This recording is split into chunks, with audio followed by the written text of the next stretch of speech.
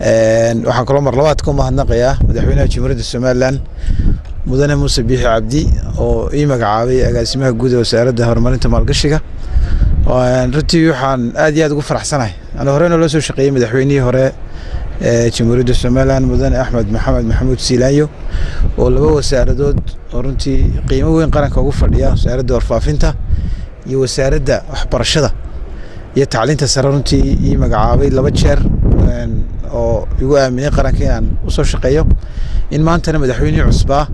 runtii gartay inaan xukuumaddiisa cusub ka tirsanaado una sii adeega qaranka runtii aniga sharaf gaar ah iyo farxad gaar ah bay tahay waxaana istiil muujinaysaa weli xisbiga kulmiye ballanqaadkiisii hore ahaa inuu dhalinyarada dhiirigeliyo in weli madaxweynaha cusubna uu sii waday oo halkii kasii waday runtii ay muujinaysaa runtiina waxaan is leeyahay koley waxa madaxweynuhu ku doortay adigii wasiirka caawada hore loo sii magacaabay oo labadaba aan nahay rag dhalinyaro ah waxay tahay runtii in wasaaradda aanu dardar culus iyo xoog runtii ku dhaqaajino iyo aqoon iyo karti markaa oo wasaarad cusub laakiin wasaarad runtii qiimo gaar ah waddanka ugu fadhido aaminsanahay waxaan la tashan doonaa kulli dadka khibrada u leh waxaan raaci doonaa runtii siyaasadda oo madaxweynuhu u dejiyey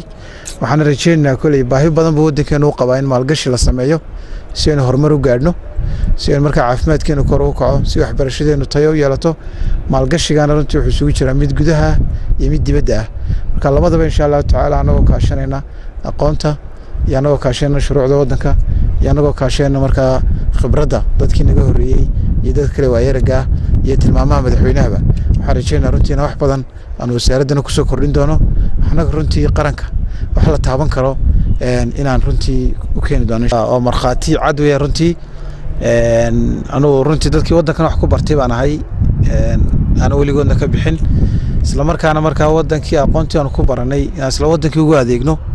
oo madaxweynihii waddanku runtii kugu aamino laba madaxweyne waliba kala dambeeyey runtii waxay muujinaysaa muhiimadda gaarka ee dhalinyarada loo hayo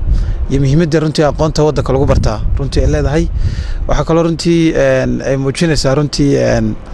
in la doonayay markaa dhalinyarada in fursad loo siiyo inay markaa hoggaanka waddanka ka mid noqdaan runtii xilalka qarankuna runtii waa meerto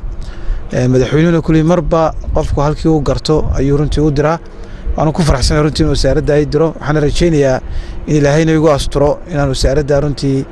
ka qabanno waxa madaxweynuhu naga filayo shacabka iyo ummadduna naga filayaan waxaan ka codsanayaa dhammaan bulshadu inay igu soo duceeyaan runtii xilka la magacaabay dhinaca kalena agaasimaha guud ee wasaaradda horumarinta ee maalgashiga Soomaaliland mudane Axmed Abakar Maxamed Haldoor waxa uu aad ugu mahadnaqay shaqaalihii wasaaradii kala duwan ee uu soo maray sida wasaaradda waxbarashada iyo sayniska wasaaradda warfaafinta iyo wacyigelinta oo ku tilmaamay inay joogaan shaqaale hawlkar ah isla markaasina u daacada shaqadooda waxa aanu Ilaahay uga bariyay inay halkaasi ka sii wadaan dadaalkooga waxaana hadaladiisii ka mid ahaa والله runtii horta waa wasaaradda waxbarashada iyo tacliinta sare wasaaradda balaaran wasaaradda xusuus weyn ku jirtay aniga qalbigayga waayo wax badan baan ka soo shaqeynay waxbarashada hadii xagga mashaariicda tahay iyo hadii xagga macallimada tahay iyo hadii xagga imika aan hoggaanka sare maamulka wasaaradda aan ahaa shaqaalaha runtii waa shaqaale wanaagsan waxaan kula dardaarmayaa runtii shaqada baaxadda leh waxbarashada la wado aad u culus oo dhaqaalaheeduna yar yahay laakiin shaqada la doonayo iyo sacrifice kale naga doonayo badan yahay inay runtii sii wadaan كل ما أنت حلو ريجنتان وسير دار مدونا آديات بنقول مهنق يا مددي أي لسه شقيين رنتي آديات يقرب قلنا وضحده وسارده وسير كعصب يسير كحجينك أو رنتي لبنا إنه ويا أرجع خبرات له أقون يمرك كرتله يجنا وان هو بارنتي وسارده سيدا قاتشين دونان